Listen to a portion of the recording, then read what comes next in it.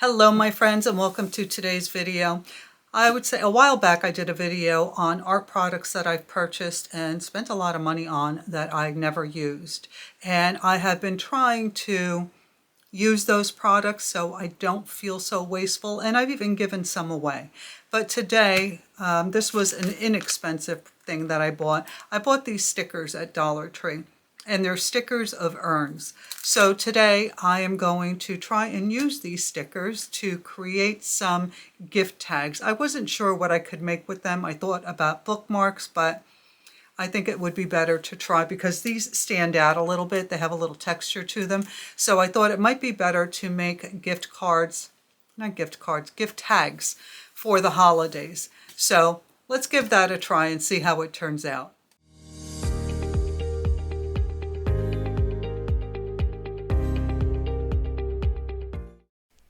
For this project, I'm using some inexpensive watercolor paper that I bought at Five Below. I'm also using my Muñoz pan paints, some silver black velvet brushes, and you can see that I have pre-mixed some colors and added them to my palette so that the process goes a little bit faster.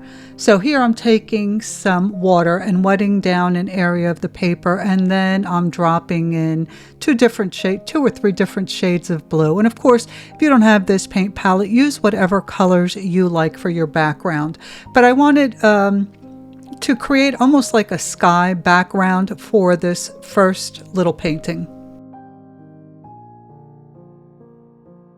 Once you've got your colors down, just let them dry, or you can even use a blow dryer to speed up the process if you like.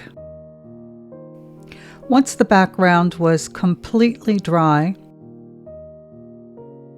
I added my sticker. Now for this one, I wanted to create something that looked like lavender. So I'd forgotten to mix some browns and yellows, or kind of earthy yellows. So I added those to my palette, and for this I'm using a size 4 silver black velvet liner brush. No, I'm sorry, this is Princeton. And I started by using my lightest color and making some stems.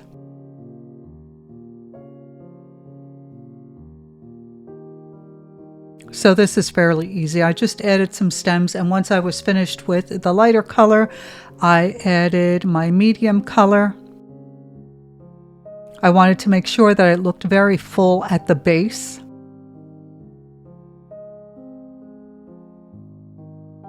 And then I began to add my darkest brown, just to give it a little dimension. It would look kind of boring if you just used one color. So once I was finished with the stems, I have a couple of different purples, and the first one I used was very diluted, and I just started using the tip of the brush to make these marks on the paper that would resemble lavender. These are not very detailed paintings. These are really simple, and because they're very small, you don't need a lot of detail. Your eye will know what it is.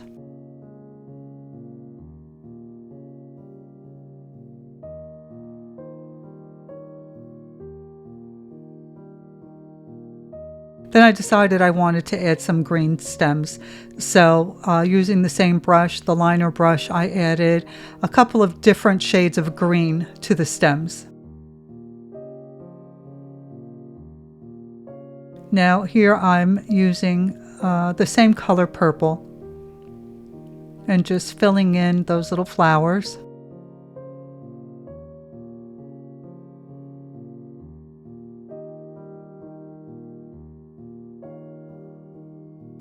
And now I've picked up more pigmented purple. You can either use less water and use the same purple, or if you have a deeper shade of purple, you can use that. And I'm adding those dots. Again, just using the tip of the brush, making dots on the paper over the lighter shade of purple that I used previously. And I'm making sure to bring them down into the stems as well.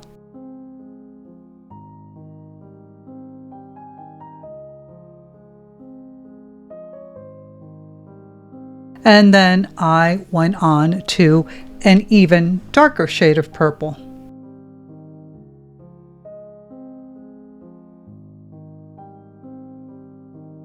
So I think all in all, I maybe used about 3 or 4 different shades of purple just to give it a little bit of depth. It's a small painting and I can't get very detailed, but I can make it look like it's detailed by adding different shades of the purple, making the ones in the background a little bit lighter and the ones in the foreground a little bit darker, as though they're closest to you.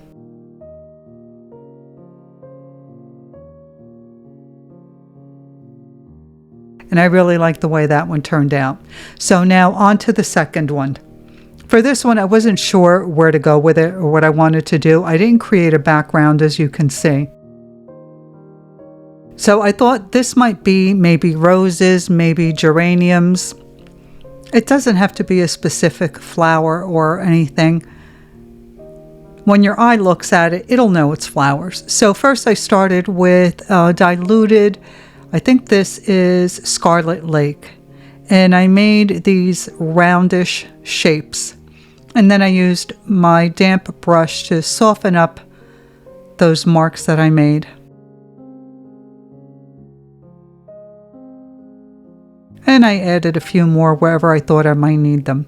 Then I thought I would add some stems, because first I was thinking geraniums, and you can see I'm adding those rounded geranium petals. I'm using different shades of green that I have on my palette, and I'm not even cleaning my brush in between picking up the different shades. So once I added some leaves, I came back with a heavier consistency of the Crimson Lake, and I started to add some more dots into that lighter shade, just to add a little bit of detail.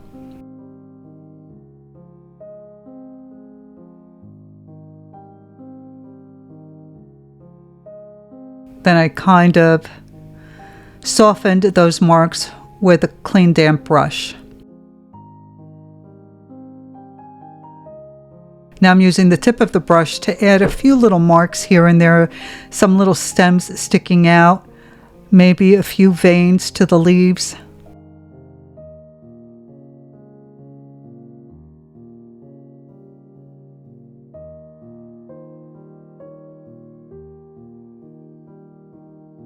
And then I picked up a darker shade of green and I started to add that to the bottom of the leaves to create a little shadow. And to give it a little bit more dimension. I also used the very tip of the brush to create some little leaves sticking out here and there.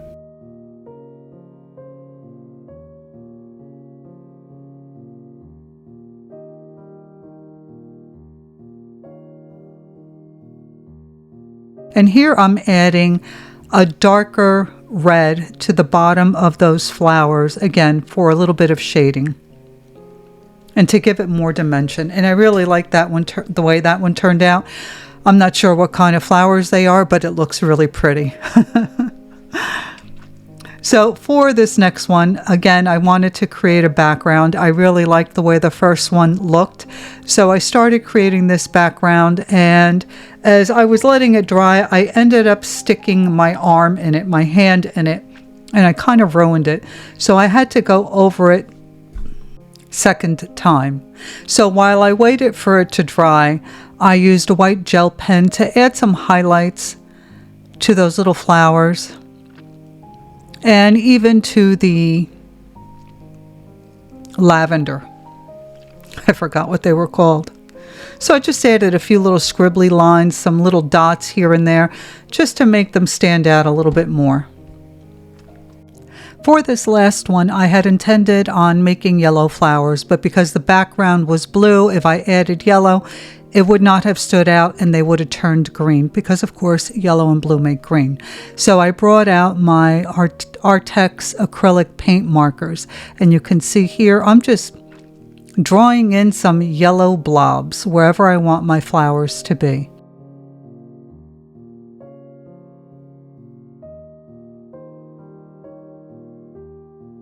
Then I used a darker yellow and added some more little dots towards the bottom of these little flower blobs to create some more shadow. And I continued to go darker and darker until I was happy. Then I started using different shades of purple. This is a really light purple. It barely showed up, but I wanted to make like sprigs of flowers. So it's hard to see here, but I'm dotting in the shape kind of like a cone. And then I continued to go darker with the purples, adding more dots.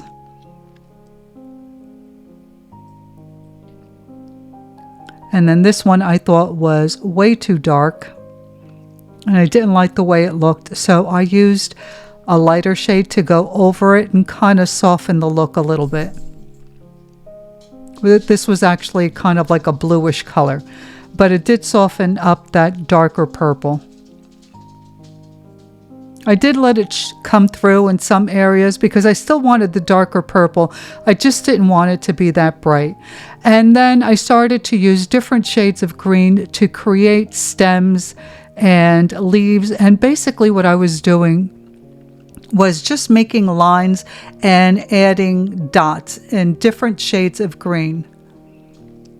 Because these markers, even though they have a brush tip, it's a little bit too thick to work on something this small.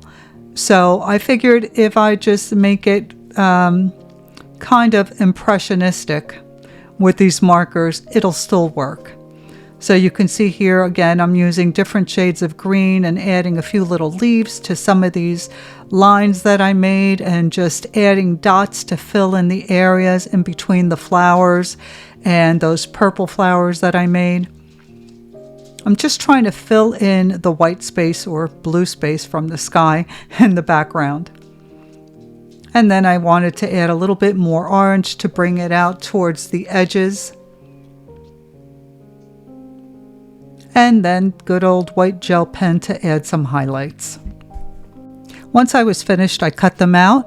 I punched a hole at the top, and I also added a border using the acrylic paint markers.